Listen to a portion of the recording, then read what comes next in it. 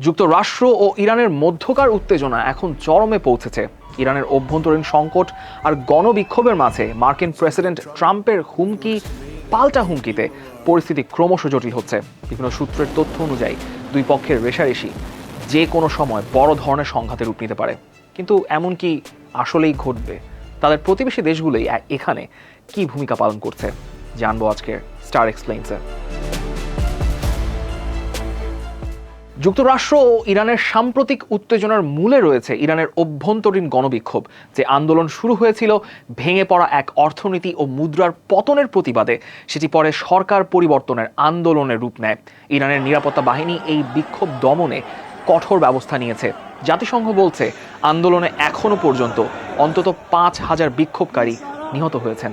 ইরানের চলমান বিক্ষোভে মার্কিন প্রেসিডেন্ট ডোনাল্ড ট্রাম্প বিক্ষোভকারীদের সরাসরি সমর্থন দিয়েছেন। বিক্ষোভকারীদের তিনি ইরানি দেশপ্রেমিক হিসেবে অভিহিত করেছেন, আবার আশ্বাসও দিয়েছেন এটা বলে যে সাহায্য আসছে। সঙ্গে এই হুঁশিয়ারও দিয়ে দিয়েছেন যদি ইরান বন্দীদের মৃত্যুদণ্ড কার্যকর করে তবে যুক্তরাষ্ট্র সামরিক ব্যবস্থা নেবে ইরানের বিপক্ষে। এছাড়া ইরানের ব্যালিস্টিক মিসাইল এবং পারমাণবিক কর্মসূচি নিয়ে নতুন চুক্তিতে পৌঁছাতে না পারাও দুই দেশের টানাপোড়েনের একটা বড় কারণ হিসেবে ধারণা করা হচ্ছে। যুক্তরাষ্ট্র চাচ্ছে ইরান চিরতরে ইউরেনিয়াম সমৃদ্ধিকরণ যে প্রোগ্রামটা তারা চালাচ্ছে সেটা বন্ধ করে দেখ। পাশাপাশি তারা ইরানের ব্যালিস্টিক মিসাইলের পাল্লা কমানোরও শর্ত জুড়ে দিয়েছে। কিন্তু ইরান শুধু পারমাণবিক বিষয় নিয়ে আলোচনা করতে রাজি আছে, তারা তাদের যে মিসাইল কর্মসূচি রয়েছে সেই ব্যাপারে কোনো ধরনের আপোষ করতে চায় না। এই কূটনৈতিক অচলাবস্থার মধ্যেই যুক্তরাষ্ট্র আবার আরব সাগরে তাদের বিশাল এক নৌবহর পাঠিয়েছে। চলমান উত্তেজনা ঘিরে উভয় দেশের নেতারাই একে অপরকে হুঁশিয়ারি দিয়ে যাচ্ছেন। মার্কিন প্রেসিডেন্ট ডোনাল্ড ট্রাম্প গত 28 জানুয়ারি তার ট্রুথ সোশ্যাল অ্যাকাউন্টে থেকে লেখেন, ইরানকে দ্রুত আলোচনার টেবিলে এসে একটা ন্যায্য চুক্তি করা উচিত, কারণ সময় ফুরিয়ে যাচ্ছে। গত জুনে অপারেশন মিডনাইট হ্যামারের মাধ্যমে যুক্তরাষ্ট্র ইরানের 3টি পারমাণবিক সাইটে হামলা করেছিল। এবার ট্রাম্প আরও বড় হামলার হুঁশিয়ারি দিচ্ছেন। ইরান অপরদিকে তাদের সর্বোচ্চ নেতা আয়াতুল্লাহ আলী খামেনি 17 জানুয়ারি এক ভাষণে ট্রাম্পকে অপরাধী বলে অভিহিত করেন এবং একই সঙ্গে ইরানে চলমান আন্দোলন সরাসরি যুক্তরাষ্ট্রের মদদে হচ্ছে বলে সেই অভিযোগও তোলেন।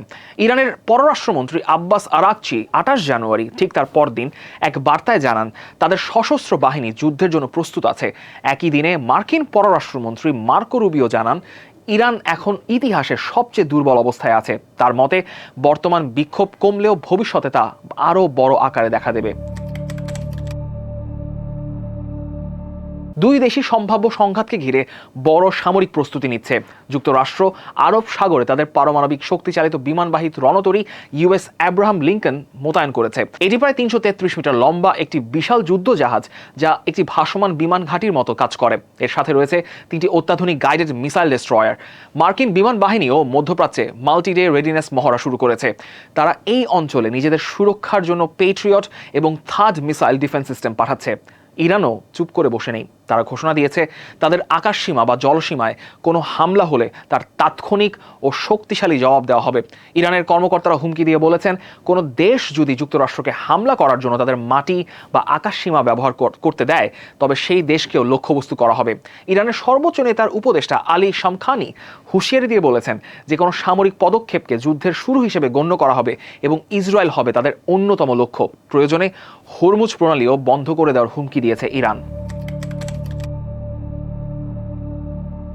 এই উত্তেজনায় বিশ্বের শক্তিশালী দেশগুলো বেশ উদ্বিগ্ন। চীন এই পরিস্থিতির তীব্র নিন্দা জানিয়ে সামরিক অভিযানের বিরোধিতা করেছে। জাতিসংঘে চীনের প্রতিনিধি ফু কং জানিয়েছেন সামরিক অভিযান কোনো সমস্যার আসলে সমাধান হতে পারে না, এটি পুরো অঞ্চলকে একটি অনিশ্চিত অন্ধকারের দিকে ঠেলে দিবে। চীন ইরানকে তাদের সার্বভৌমত্ব ও নিরাপত্তা রক্ষায় সমর্থন দেওয়ার কথা জানিয়েছে ঠিকই, তারা যুক্তরাষ্ট্রকেও আগুনে ঘি না ঢালার পরামর্শ দিয়েছে।